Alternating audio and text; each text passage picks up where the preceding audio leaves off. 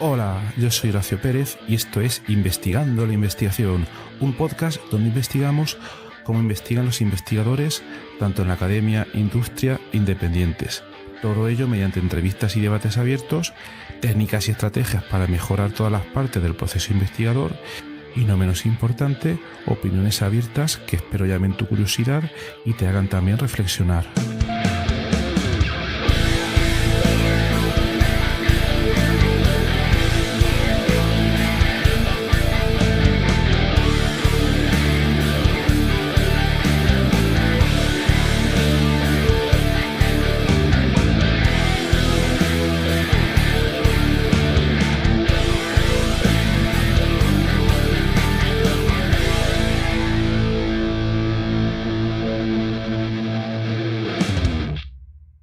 Hola, bienvenidos a otro episodio del podcast Investigando la Investigación. ¿Te has preguntado alguna vez cómo las máquinas toman decisiones que nos afectan? Estamos ahora mismo en una era donde la inteligencia artificial se cuela en cada aspecto básico de nuestras vidas, desde encontrar trabajo hasta decidir tratamientos médicos. Pero, ¿y si os dijéramos que estas decisiones no siempre son justas o no se conocen? Aquí es donde entra en juego el aprendizaje causal, una nueva manera de enseñar a las máquinas a entender no solo los datos, sino las historias detrás de ellos. Imagina, por ejemplo, que no solo pudiéramos predecir si lloverá mañana, sino entender por qué razonamiento ha llevado a esa máquina, a ese algoritmo. Eso es lo que el aprendizaje causal busca lograr, ir más allá de las simples correlaciones que se observan en muchos de estos métodos para comprender las causas y efectos, permitiendo decisiones más justas y éticas. En un mundo donde la tecnología toma cada vez más decisiones por nosotros, entender y aplicar este conocimiento es más crucial que nunca. Y para tratar este episodio tenemos hoy aquí el placer de tener a Jordi Vitria y a Álvaro Parfita. Hola Jordi y Álvaro, buenas. Hola, buenas.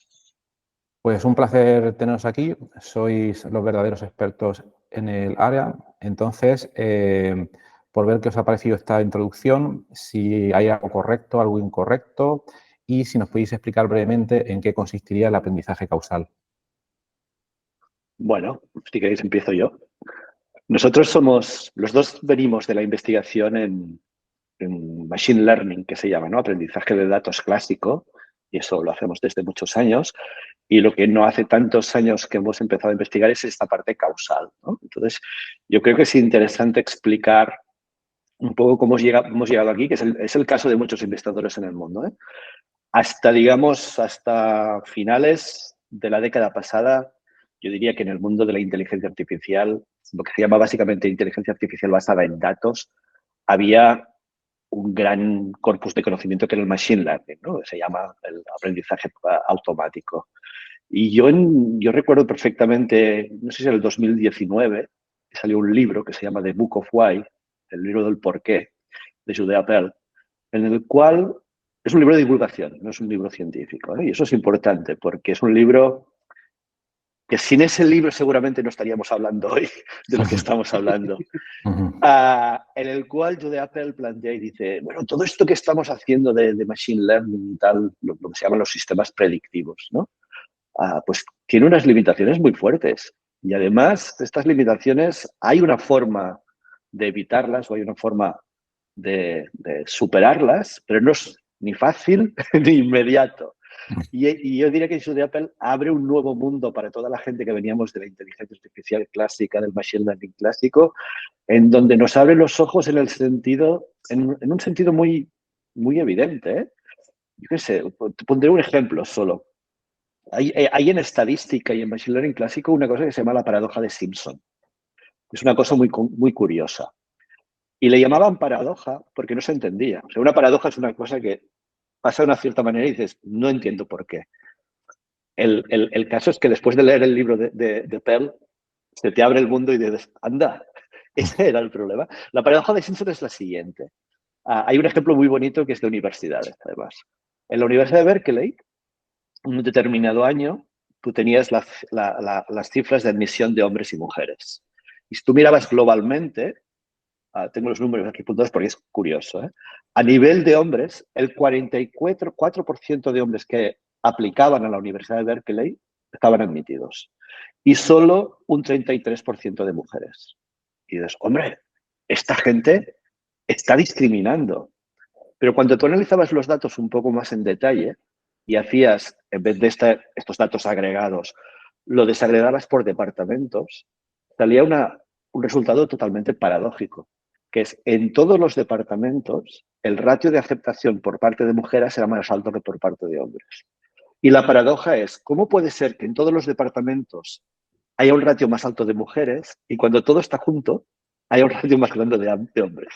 Parece absolutamente absurdo. Y esto los estadísticos le llamaban la paradoja, pero es que cuando tú lo contemplas desde el punto de vista de la causalidad, que es el tema que nos tiene aquí, deja de ser una paradoja. Y Pell te mostraba eso con una claridad extrema y te decía, no, no, no, no, es que como hemos estado pensando la relación entre datos y conclusiones o acciones que se derivan de esos datos, nos faltaba un ingrediente básico, fundamental, y que lo hemos estado obviando hasta hoy. Y eso se llama la teoría de la causalidad, ¿no? Y ese es mi principio en el mundo de la causalidad, ¿no? Álvaro. Bueno, yo por mi parte, el ejemplo este de Simpson es interesante sobre todo porque si solo tomamos en cuenta los datos, al final todo ese tipo de correlaciones que pueden aparecer, muchas de ellas no tienen por qué ser causales, en el sentido de causa-efecto. Y si nosotros intentamos provocar un determinado cambio, vamos a encontrar ese efecto que esperamos encontrar si solo miramos los datos. Y en ese sentido de la paradoja de Simpson, lo que nos enseñaba era cómo tenemos que interpretar las relaciones entre estas diferentes variables para saber cuáles son los factores por los cuales tenemos que dividir y, por tanto, entender mejor la información para poder separar qué impacto tiene cada variable sobre esa variable que queremos estudiar. En este caso, pues el ratio de aceptación. Y precisamente ese es el punto crítico aquí, que es esa información que no aparece en los datos, que es el grafo causal, el entender cuál es la variable causa y cuál es la consecuencia, y en base a eso podemos acabar obteniendo conclusiones que realmente se traducen en el mundo real y que nos permiten entenderlo mejor. Sí, y si lo quieres con una forma de titular, yo te diría, la gente que ha empezado a trabajar en causalidad y la ha entendido y que viene del mundo de Machine Learning, ha pasado de hacer Machine Learning como esta es la variable 1, la variable 2, la variable 3, la variable 4, y en el fondo me es igual lo que representan, son números, a decir, no, no, el título de la variable importa mucho. Y si esto es el género, y esto es el departamento, y esto es el país, y esto es el no sé qué, eso lo cambia todo, que es una visión radicalmente distinta a la histórica del Machine Learning, que obviaba el significado de las cosas, ¿no? Que pensaba que los simples números eran capaces de explicar algo. ¿Y por qué, por lo que comentas, el libro de Judea Pearl, no sé si has comentado que del año 2019 es relativamente reciente, ¿no? Entonces, da la impresión de que este tipo de Machine Learning causal es algo que tiene poco tiempo, cuando el Machine Learning clásico tiene muchísimo más. ¿Por qué se ha tardado tanto en derivar hacia esta vía? Cuando está claro que es importante conocer la causalidad para no caer en los típicos errores de... Hay gente que confunde lo típico, la correlación con causalidad, ¿no? Entonces, ¿por qué se ha tardado tanto en llegar a esto? En mi opinión, el conocimiento estaba allí. De hecho, el libro potente, dijésemos, de Judea Pearl, el libro de Causality, es del 2009, probablemente incluso anterior en el sentido de todos los artículos que acabaron derivando en ese libro, pero simplemente es que eran dos campos que vivían completamente aislados uno del otro. Lo que consiguió el libro de The Book of Why era precisamente divulgar esto para que los dos campos se unieran, y Judea Pearl lo que hizo muy bien en ese sentido fue mostrar la importancia que tenía y las conexiones que habían y cuánto podíamos aprovechar de ello. Es una cuestión más bien de comunicación, precisamente. Sí, sí, Vale. de cultura científica y de, sí, sí, y de significado de los términos, como pasa en tantas áreas científicas, ¿eh? Ajá. Y vosotros, como investigadores, ¿en qué momento, y también si podéis contar un poco sobre vuestra trayectoria, en qué momento os dedicáis al causal Machine Learning? ¿Es algo que surge durante vuestro camino investigador o desde el principio os dedicasteis a ello? No, no, nuestro camino investigador, ya te digo, venía del mundo del Machine Learning clásico y estábamos acostumbrados a resolver. Nosotros, en el 2019, cuando estábamos leyendo este libro, nosotros estábamos trabajando en Deep Learning, ¿no? Que en ese momento también era la explosión del Deep Learning. Y a nivel de Deep Learning trabajamos en temas de interpretación de imágenes, de temas más clásicos de Machine Learning. Y nuestro primer paso en causalidad es ver que el machine learning y la causalidad tienen una cierta, no una cierta conexión, sino que hay cosas del machine learning que pueden ir bien para causalidad y hay cosas de causalidad que pueden ir bien para machine learning. Porque, a ver, causalidad existe como ámbito de investigación independiente del machine learning, ¿eh? Se llama inferencia causal, ¿vale? Pero eso está muy limitado al mundo de la epidemiología, al mundo de ciencias políticas, por ejemplo, ¿no? Porque, por ejemplo, cuando tú quieres evaluar el efecto de una política, se tiene que hacer mediante métodos causales, no pueden ser métodos estadísticos. Tú dices, hemos invertido tanto dinero para que la gente estudie más años, ¿no? Bueno, ver si ese intervención que tú has hecho ha tenido un efecto real en la sociedad y tal, pero son mundos lejos del machine learning, ¿no? Nosotros lo que vemos es rápidamente una conexión y en las dos direcciones. Y la primera investigación seria que lanzamos que fue con Álvaro es cómo el machine learning puede aportar cosas a la inferencia causal. Después hemos trabajado al revés también, cómo la inferencia causal puede aportar cosas al machine learning. Pero nuestro primer paso fue el deep learning, tiene unas ciertas características que lo hacen muy adecuado para ser usado como herramienta dentro del mundo de la causalidad, de la inferencia causal. Esa fue nuestra primera incursión en el tema. La segunda es la contraria, es la que te digo, es ver cómo el mundo causal, lo que tú has comentado, el causal machine learning, cómo el mundo causal puede influenciar el mundo del machine learning. Vale. Y bueno, esto lo voy a mezclar un momento con otra cosa, espero no causar confusión a los oyentes. A mí me pasó algo parecido. Nosotros trabajamos en Machine Learning clásico hasta cerca del 2019 también, qué coincidencia. Y entonces surge un libro que se llama, no recuerdo el título exacto, pero era algo así como que Machine Learning Interpretable, de Christopher Molnar, que hacía una síntesis de todas las técnicas de interpretabilidad y nosotros sí que hemos seguido un poco por esa vía, ¿no? Entonces yo veo entre el Machine Learning interpretable y el causal, veo ciertas analogías, pero también veo muchas diferencias, ¿no? Entonces, pues si podéis comentar un poco cuál es vuestra opinión respecto al Machine Learning interpretable y qué problemas le veis. Que me imagino las respuestas, pero por saber un poco vuestra opinión. Para mí, volviendo un momento a la pregunta anterior, y también va conectado con ello, es que el enfoque inicial, el problema inicial que al final nos acabó llevando a la causalidad precisamente fue este de la interpretabilidad. O yo lo llamo explicabilidad porque lo que intento es crear una explicación de un determinado modelo de Machine Learning. Y estuve tratando varias de las técnicas de interpretabilidad que había en aquel entonces. Y una de las principales debilidades que le veía a este tipo de sistemas era en muchos de ellos se intenta cambiar la entrada que tú quieres explicar, el ejemplo concreto que tú quieres explicar, haciendo una pequeña perturbación a ese ejemplo, pero muchas veces en el momento en el que introducíamos estas perturbaciones, de golpe estábamos en un ejemplo que ya no era típico de los datos en los que tú estás. Entonces, en ese caso, cuando ya nos estamos alejando de nuestra distribución de datos habitual, probable, entonces comenzamos a extrapolar con nuestro modelo y por tanto las conclusiones no eran del todo correctas. Precisamente eso fue lo que en un principio me acercó al mundo de la causalidad porque esas perturbaciones de las que hablamos tienen una traducción inmediata en el mundo de la causalidad que es la intervención y vendría a ser cuando tú cambias una de estas variables o sería, por ejemplo, en el ejemplo anterior, el departamento en el cual aplica un determinado empleado, ¿qué efectos tiene esto sobre el resto de variables, como podría ser, por ejemplo, el sueldo? Entonces, esta intervención que nosotros aplicamos, de golpe estamos en un caso que sí que resulta más natural, porque esa intervención afecta a algunas variables, pero no a otras. Y a partir de aquí es cuando empezamos a ver las conexiones que habían entre la parte de explicabilidad o interpretabilidad y la parte de causalidad. Sí, el impacto de causalidad en Machine Learning yo te diría que es básicamente en 4 ámbitos. Uno y muy importante es la explicabilidad. Es decir, nosotros creemos realmente que si tú has trabajado en este mundo del libro de Molnar, ¿no? Los métodos realmente interesantes son los que están basados en lo que llaman los contrafactuales, que es un concepto causal, y esto es muy interesante. Otra cosa donde ha impactado mucho es en el Machine Learning más clásico, en el sentido del típico problema de la transportabilidad que le llaman. Es decir, tú imagínate que aquí en Barcelona dices, vamos a entrenar los del Clínic, los del Hospital Clínic que tienen muchas imágenes, vamos a tener un sistema que diagnostica a partir de rayos X no sé qué. Y lo hace muy bien. pero nadie te asegura que tú coges ese sistema entrenado con imágenes del Clinic, te lo llevas a un hospital de Zaragoza y funciona. ¿Por qué?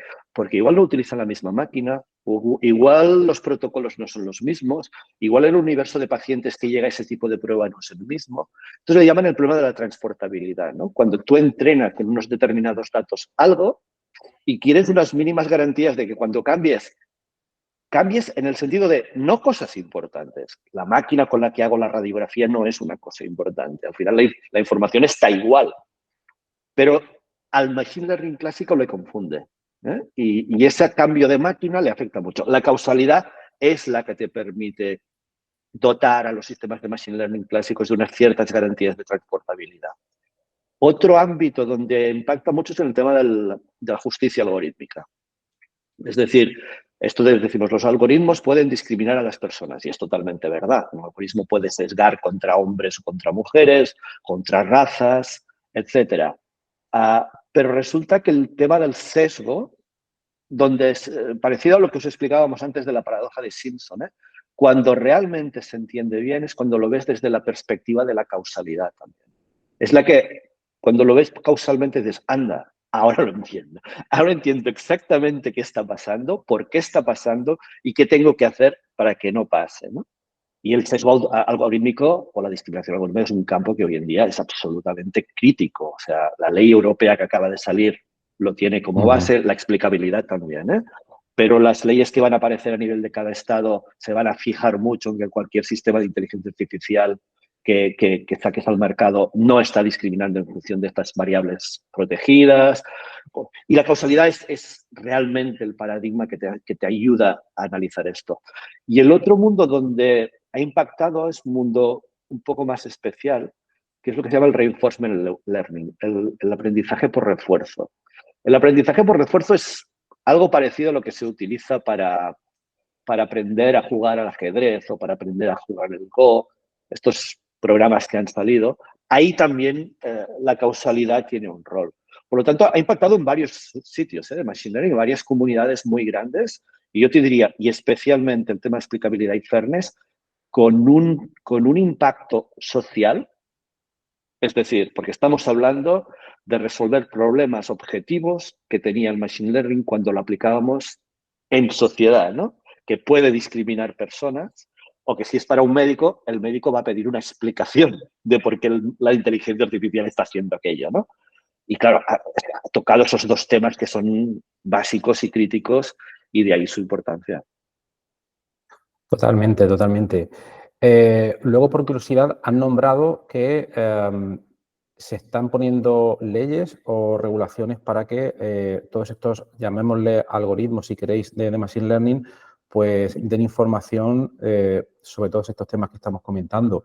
¿Podríais comentar algún caso del día a día que veamos siempre? Porque, por ejemplo, yo no sé ahora mismo, en un coche automático tipo Tesla, el método que utiliza para conducir, no sé si, por ejemplo, estarán estos casos típicos, quizás se ha comentado ya, donde se tiene que parar delante de una persona o tiene que tomar una decisión o cuando se le pone en un aprieto, si atropella a una persona o atropella a otra, porque tiene que elegir. Entonces, para un sistema como un coche Tesla, ¿está detrás algún tipo de información que nos permita entender por qué toma o eso son decisiones opacas? Con lo poco que sabemos, Se sabe poco, no lo ¿verdad? explico. Se sabe poco. Yo diría que son bastante opacas y ellos mismos, yo conozco a alguien que está trabajando en ellos, ellos mismos reconocen que no están utilizando modelos causales y que lo ven como una posible solución, pero están lejos de eso. Yo quizá que el ejemplo de Tesla no es el mejor. Hay ejemplos más cotidianos. Por ejemplo, un error que cometió Amazon. Amazon sacó hace pocos años una API, o sea, un sistema de estos que permite que mucha gente lo llame y lo utilice en su práctica diaria, en una empresa o donde sea, para reconocimiento de personas. Y te decían, no, en el 99% de casos reconoce la persona correcta. Por lo tanto, es un sistema más o menos, no 100% seguro, pero para ciertas aplicaciones es totalmente usable. Pero cuando se hizo el análisis de cómo lo hacía por razas, las diferencias eran abismales. Es decir, en el caso de hombre blanco estábamos hablando de un 99.99, en el caso de mujer blanca estábamos hablando de un 98 En el caso de hombre negro bajábamos al 80 y en el caso de mujer negra estábamos bajando al 60. Entonces, eso entra en colisión con un principio ético básico que en nuestra sociedad se acepta, que es que cuando tú tienes un negocio, tratas por igual a todos tus clientes. No puede ser que la calidad de tu servicio sea para unos buena, y eso se llama discriminación, ¿no? Si yo tengo un bar, debo de tratar a todos igual. Si yo tengo un servicio de reconocimiento facial, no puede ser que por el hecho de mi raza hagas muchos más errores que la raza de otro, ¿no? Entonces, este tema, por ejemplo, de la discriminación es muy básico y las leyes van hacia ahí. Las leyes te están diciendo, no, cuando estamos aplicando sistemas de inteligencia artificial a personas, nos vamos a fijar muy bien en que este tipo de efectos no existan. ¿Por qué? Porque eso discrimina objetivamente a una persona. Porque además, seguramente lo que le va a pasar a la persona de raza negra no es que Amazon le reconozca mal, es que a Amazon le reconozca mal que el sistema de radiografías del hospital funcione un poco peor que para los blancos, etcétera, etcétera, etcétera, ¿no? ¿Por qué? Bueno, pues por muchos motivos, si tú quieres, ¿eh? Pero al menos Europa no quiere que la inteligencia artificial se desarrolle con este defecto de fábrica, ¿no? Y por lo tanto tenemos que poner una solución desde el principio. Totalmente. Yo me alegro de que en Europa se estén llevando a cabo todas estas regulaciones y tal. Y luego también os quería comentar uno de los artículos vuestros que he ojeado por encima, este que se llama Cerrando una brecha, una reflexión multidisciplinar sobre la discriminación algorítmica. En realidad, como es un problema tan complejo, debe ser abordado por múltiples vías, ¿no? Entonces, en ese artículo se menciona el dataísmo y su impacto en la valoración de los datos. ¿Nos podéis comentar un poco qué es el dataísmo y cómo pensáis que esa filosofía puede cambiar el futuro y qué consecuencias tendría en nuestra aproximación a la privacidad y ética de los datos? El dataísmo esto viene de los años de la primera década de los 2000, en donde, no sé si conocéis una revista que se llama Wired, que es una de estas revistas muy conocidas, en donde hay gente muy importante, sobre todo dando opinión sobre el estado de la tecnología y del futuro, donde los inversores hacen mucho caso y por lo tanto dirigen mucho dinero. Claro. Donde salieron artículos del estilo, la ciencia está muerta, la ciencia entendida como lo que entendemos los científicos, hipótesis, modelo, validación de la hipótesis, vuelvo a hacer, etcétera. Y decían, porque los datos, cuando tengamos muchos datos de muchas cosas, los datos van a hablar por sí mismos. El dataísmo es esto, era la creencia en que la sobreabundancia de datos, en esa época era el Big Data, ¿no? Va a hacer innecesario el razonamiento científico clásico. O sea, esta persona que hace las hipótesis, que construye el modelo más adecuado a las hipótesis, que los valida con unos métodos estadísticos adecuados, que eso le ayuda a redefinir la hipótesis hasta llegar a una cosa que sea justa. No, eso todo no hará falta, porque esto era solo un problema de falta de datos. Pero, y eso conecta directamente con lo que estamos hablando hoy. ¿Quién ha destruido esta idea? La causalidad. Porque la causalidad es la que te dice, no, tú puedes tener montañas de datos, pero si tú no metes encima de los datos un conocimiento de quién es causa, quién es efecto, cómo se estructura esa información, no sabes nada. Y hoy en día, el único que es capaz de meter esa estructura causal en el problema es el científico. ¿Por qué? Porque las máquinas aún estamos muy lejos de que sean capaces de hacer hipótesis sobre causas y efectos de una forma razonable. Las máquinas lo que saben hacer es, si tú me explicas cuál es la relación de causas-efectos y me das los datos, te los voy a interpretar bien. Pero la relación de causa y efecto es el científico, es el que está analizando el proyecto. Y desde ese punto de vista, rompe totalmente la idea dataísta de que el Big Data va a ser suficiente para decidir qué es lo mejor para la humanidad, qué es lo mejor para mi municipio o qué es lo mejor para ese paciente, ¿no? No. El médico continúa siendo necesario, el político continúa siendo necesario, etc. Por tanto, el dataísmo, yo diría en estos momentos, es una corriente filosófica muerta, al menos entre la gente seria, hay alguno que aún... Pero bueno, en ese artículo que comentas, lo que explorábamos era también un poco nuestra experiencia cuando trabajamos en tema de fairness, de justicia algorítmica, de que realmente los problemas importantes del futuro son multidisciplinares. Y cuando estábamos hablando de justicia algorítmica, hay un aspecto que es muy técnico y que es muy de informática y de matemáticas y de modelos y de causalidad, pero que hay otro aspecto que es del otro bando, ¿no? De las humanidades y tal, que es, bueno, ¿y qué tipo de justicia hay? Porque resulta que se pueden definir distintos tipos de justicia. ¿Y qué tipo de justicia es la más adecuada para este problema? ¿Y cómo se hace eso? Entonces, en ese artículo, que lo publicamos en una revista de filosofía, era un poco esta discusión de un lado hacia el otro de qué cosas creemos o qué cosas nos gustaría a nosotros entender mejor de lo que vosotros hacéis. Y eso vuelve a hacerlo del principio, ¿eh? Tenemos que construir un lenguaje, tenemos que construir sitios donde nos encontremos y tal. Y después al revés, ¿eh? Y creemos humildemente que si vosotros que estáis trabajando en conceptos de justicia más abstractos y tal, conocieseis también esto, cómo se acaba transformando en fórmulas y en algoritmos y cómo yo creo que es enriquecedor desde los dos puntos de vista. Entonces, creas una conexión que va desde la filosofía más abstracta, ¿no? Que son la gente que está haciendo ética desde un punto de vista muy abstracto, hasta la gente que está desarrollando sistemas de inteligencia artificial en el mundo real, que es absolutamente apasionante porque es transversal totalmente y aporta a los dos ámbitos, ¿no? Y ese artículo iba un poco de eso, de intentar crear ligaduras entre estos dos mundos. Pues a mí me parece fascinante y me recuerda un poco a lo que sucedió, al determinismo que sucedió conforme se hacían famosas las ecuaciones de Newton, donde se comentaba que cuando uno tuviera localizadas todas las posiciones de los planetas, etcétera, como las ecuaciones eran muy, muy precisas, ya podría predecir el futuro, ¿no? Me parece algo un poco parecido. Pero bueno, luego por otra parte, está claro la importancia y la utilidad de este estudio de la causalidad. Lo que tengo la curiosidad y quizás la audiencia es cómo se procede a encontrar estas relaciones causales. Por lo que has comentado antes, por lo que habéis comentado, hace falta un científico que proponga unas relaciones causales o unas hipótesis de partida, pero por otra parte me pregunto, estamos en 2024, la inteligencia artificial generativa ha avanzado muchísimo. Primero, no sé si esa inteligencia artificial generativa, ChatGPT, etcétera, con el conocimiento que tiene, entre comillas, puede guiar un poco el proceso o proponer nuevas hipótesis que una persona no tiene. Y segundo, por mi desconocimiento más que otra cosa, no sé si se puede probar por fuerza bruta en un problema relativamente pequeño a considerar una gran cantidad posible de hipótesis y explorarlas todas. Imagino que la respuesta es que no, porque los problemas reales tienen muchas variables.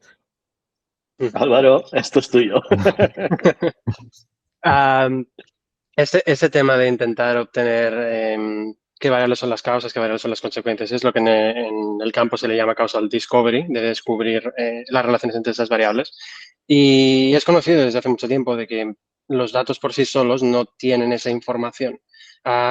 Hay ciertas particularidades cuando empiezas a hacer algunas suposiciones sobre tus datos y en esos casos sí que se puede llegar a extraer algún tipo de relación solo mirando los datos, pero por el caso general no es así y por eso es un tema tan espinoso que cuesta tanto. Obviamente es el ideal, es lo que querríamos, que ponemos un algoritmo a correr y entonces obtenemos estas relaciones causales y a partir de aquí pues podemos hacer estimaciones causales. Pero no es algo que hoy en día funcione bien. Si intentas crear un grafo causal en base a esto, siempre te encontrarás con ciertas cosas que no acaban de tener sentido.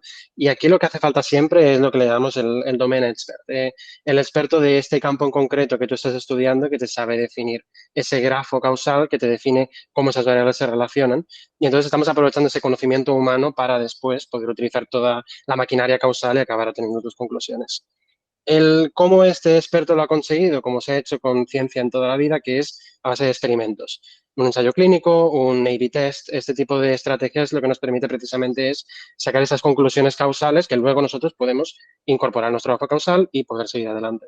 De hecho, una cosa que no hemos comentado, que va relacionado también con este tema del dataísmo que hablábamos antes, es que la causalidad vendría a ser como el sustituto de este ensayo clínico, de ese A/B test, de ese experimento randomizado, Porque, ¿qué pretendemos con ese tipo de experimentos? Intentar obtener conclusiones del mundo real eliminando todo el resto de factores que pueden haber estado afectando para sacar el efecto puro, dijésemos, ¿no?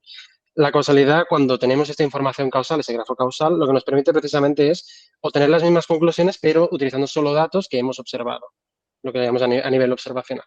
Con lo cual, en los casos en los que ese randomized experiment, ese ensayo clínico no es factible, sea por un factor económico, un factor de tiempo, un factor ético incluso, podemos optar por la vía causal si tenemos esa información causal, ese grafo causal previo, que nos da un poco de información y nos permite aprovechar los datos para obtener las mismas conclusiones. Y en ese sentido, como decía, del dataísmo, esta idea de que si tenemos más y más datos podemos llegar a entender el mundo mejor, no es bien cierta porque nos sigue faltando esa pieza fundamental que es el grafo causal, y aquí es donde el conocimiento humano no nos puede dar una mano. O sea, podríamos concluir que la fuerza de cómputo, la fuerza bruta, no es un cuello de botella aquí. Aunque tuviéramos acceso al mayor computador cuántico del mundo, el problema no estaría resuelto. No. Interesante. Y luego también quería comentar un poco sobre otro trabajo vuestro que se traduciría, voy a intentar traducirlo, o estimando relación, bueno, voy a decirlo en inglés porque no me sale la traducción directa, sería, lo traducís vosotros, estimand agnostic causal query estimation with deep causal graphs. Primero, ¿cómo se traducía en español? Estimación de preguntas causales siendo agnóstico a los estimandos. Es muy interesante porque conecta, me da la impresión de que conecta con lo que estamos diciendo, y por otra parte aquí se ve la palabra deep, entiendo que de Deep Neural Network, y antes comentábamos que la potencia de cómputo no es importante, pero por preguntaros aquí, ¿qué ventaja aportaría este uso de redes neuronales profundas? Voy a intentar responder a esta pregunta lo más brevemente posible. ¿De qué trata este artículo? ¿Qué es lo que pretende hacer y por qué es importante Deep Learning? La cuestión es que, como decía, la inferencia causal lo que intenta responder es esas preguntas causales solo utilizando datos observacionales, ¿no? El problema es que para responder esas preguntas causales, lo que sería el método habitual es desarrollar una fórmula en base a tu grafo causal que te acaba respondiendo esa pregunta solo utilizando esos datos.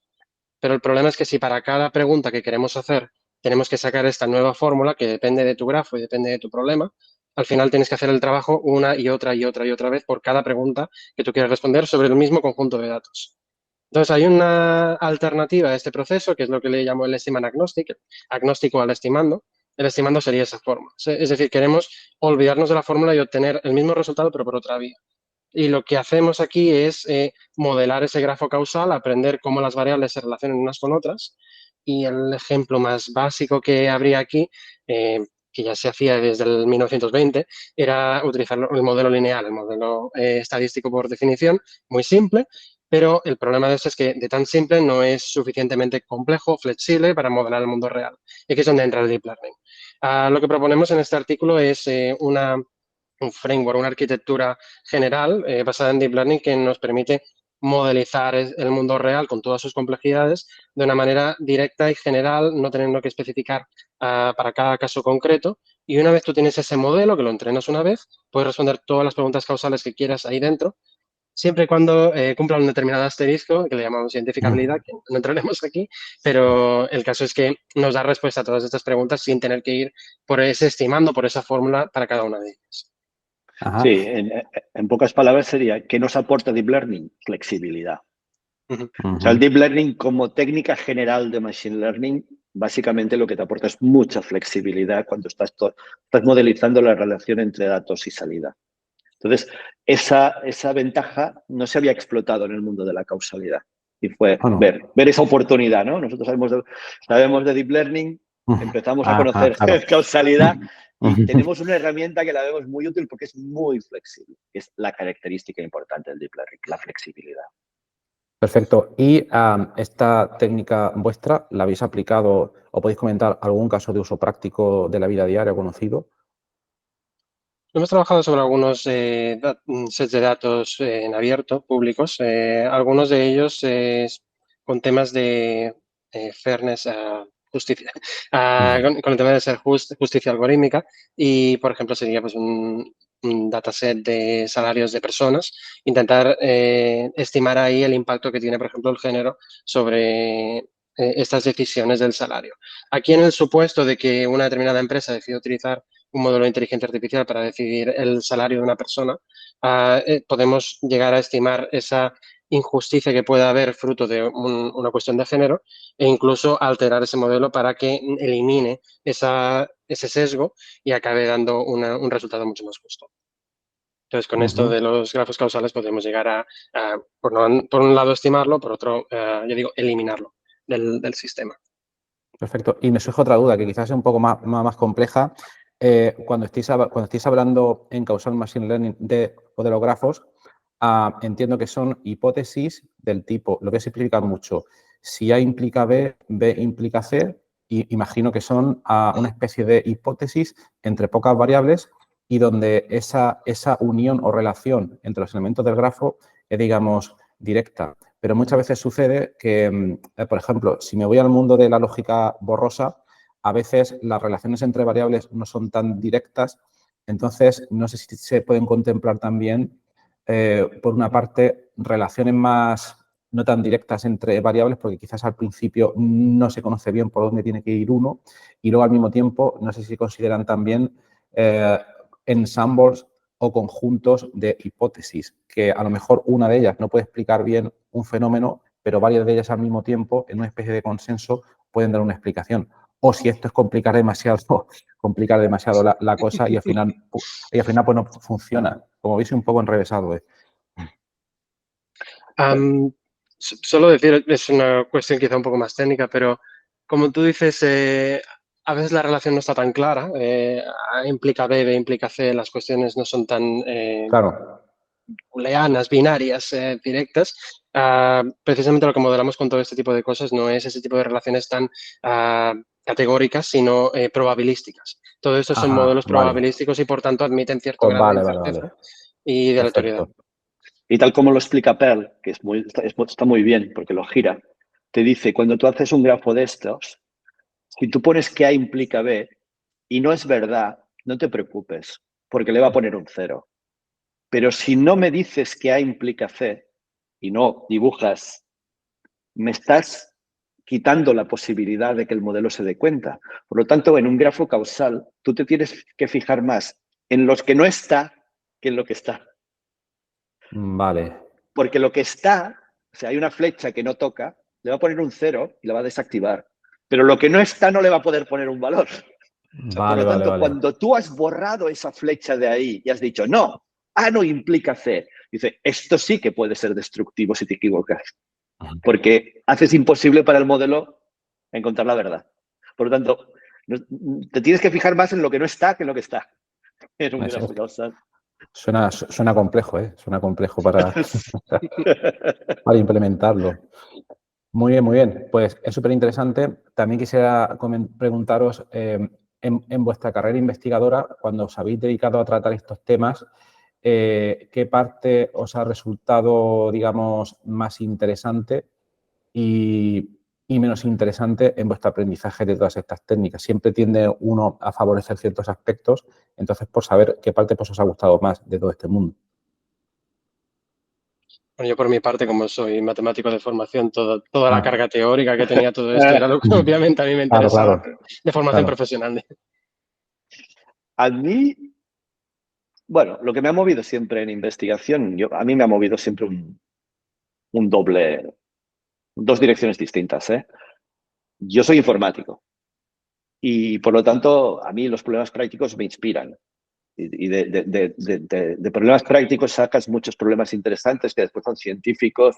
Y yo los problemas prácticos los veo como una fuente de inspiración realmente para abordar problemas que después formalizas y los tratas científicamente, y que son cosas que si no estás un poco con el ojo en el mundo real nunca se te ocurrirían, ¿no? Como problemas. Por lo tanto, eso me interesa. Pero es verdad que también que después tú estás trabajando en un tema, como esto que comentábamos del deep learning, y además y entonces lo que te mueve ya no es tanto la ilusión de resolver un problema real y convertirlo en un problema científico, sino la belleza, ¿no? Podríamos decir. Dices, ostras, con esto quedaría muy bonito. Ya no es tanto que estás resolviendo un problema, sino que sería más ciencia por la ciencia, ¿no? Dices, Claro. la combinación de estas dos cosas, esto parece que se está llamando el uno al otro. Tenemos que hacerlo porque realmente quedaría muy bien, ¿no? Y yo creo que es, no sé, a mí me mueve este doble sentido, ¿no? Porque un solo sentido quizás acaba aburriendo. Cuando juegas a los dos a la vez es realmente apasionante porque siempre tienes algo que hacer. Muy interesante. ¿Y tenéis alguna anécdota que os haya sucedido a la hora de investigar en todos estos diferentes proyectos? ¿Alguna anécdota que queréis contar? Como anécdota, en Algo, causalidad. algo, por ejemplo, que esperabais que iba a salir o que teníais la intuición de que iba a salir y que luego fue todo lo contrario. Eso te podríamos contar muchas, pero no son muy... No son muy eso, ¿verdad?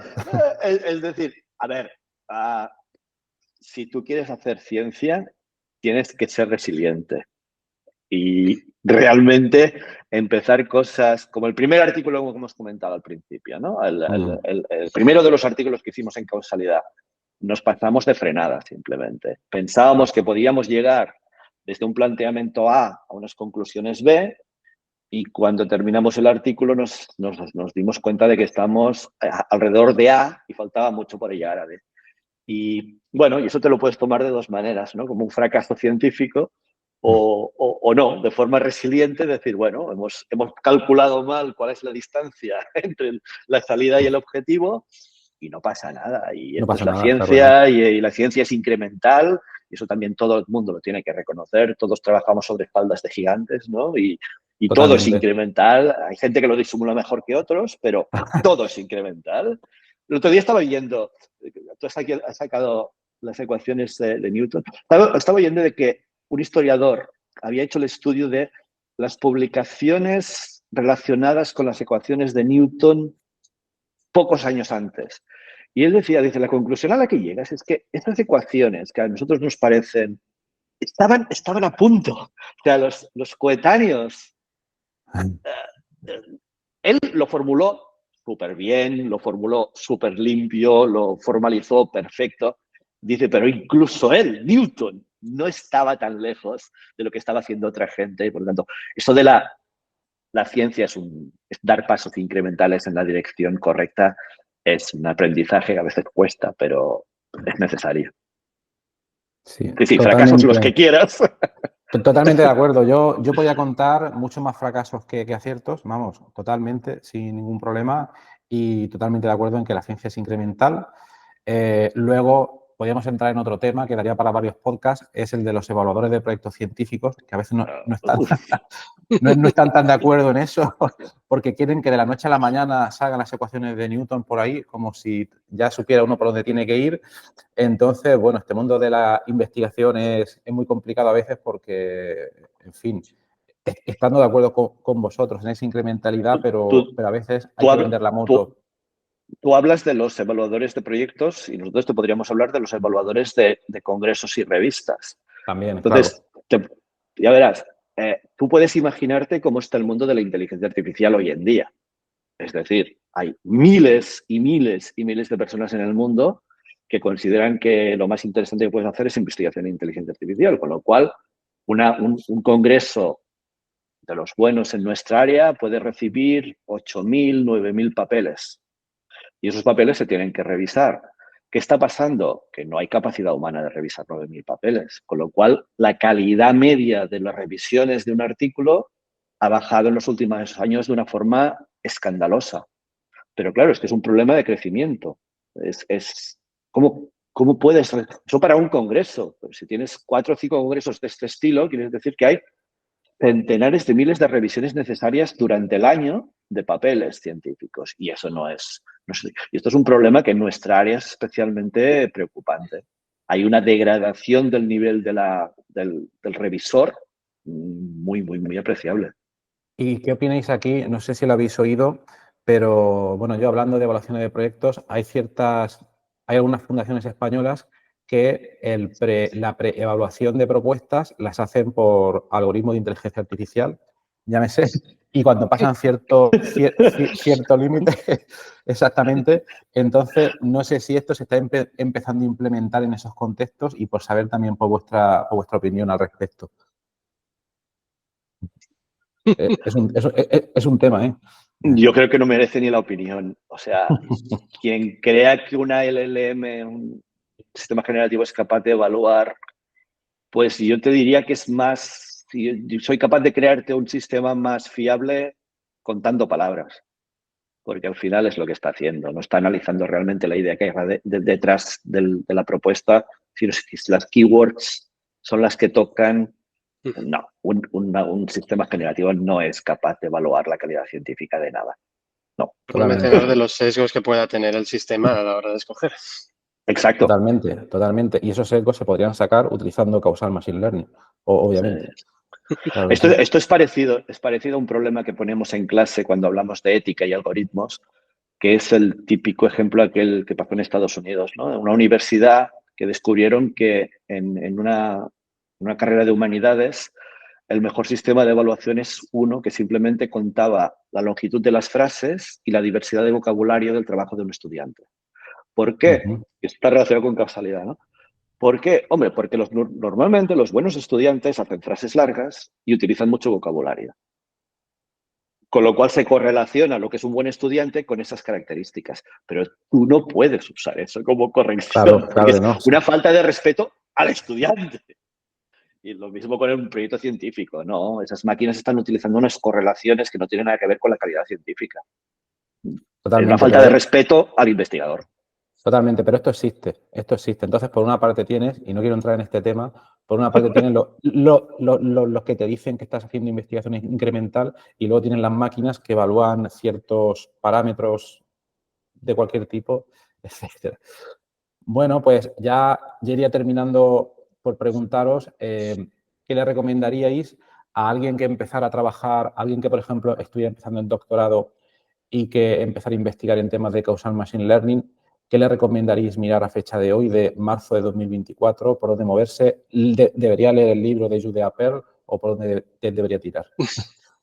Por ahí va, sí. The Book of Why es bastante necesario porque te da una visión general de todo lo que necesitas en causalidad y a partir de ahí ya puedes especializarte y profundizar en alguna de las áreas. Muy bien. Aparte también le recomendaremos paciencia, resiliencia, como comentaba Jordi, obviamente, eso siempre, ya sea Causal Machine Learning o no. Causalidad requiere, yo te diría que una curva de aprendizaje más dura que Machine Learning. Más dura. Es decir, alguien que quiere hacer una tesis sobre Machine Learning y tal, evidentemente hay una curva de aprendizaje, pero la de causalidad es más dura. Sí, tienes que tener más resiliencia. Sí. ¿Se debería al aparataje matemático, como comentaba Álvaro, o...? En gran medida sí. Hay mucha parte de estadística, de information theory, luego la parte de aplicaciones a machine learning. Al final se van sumando cosas y esa es la barrera de entrada para poder comenzar a realmente hacer contribuciones. Perfecto. Bueno, de todas maneras, los que estéis escuchando esto, animaos igualmente, ¿vale? Tampoco vamos a suavizar mucho las cosas, hay que ser un poco resiliente en cualquier caso, las cosas como son. Y nada más, bueno, también comentar que luego en las notas del programa pondré los enlaces a las páginas web de Jordi y Álvaro y también a las publicaciones que hemos comentado por si les queréis echar un vistazo y también sus correos electrónicos por si les queréis contactar, hacer alguna tesis, etcétera. Muy recomendable. Pues nada, Jordi y Álvaro, muchas gracias por haber venido, por habernos contado cosas tan interesantes y nada, os deseamos muchos éxitos en vuestros trabajos. Gracias a ti por la invitación. Encantados. Bien, hasta luego.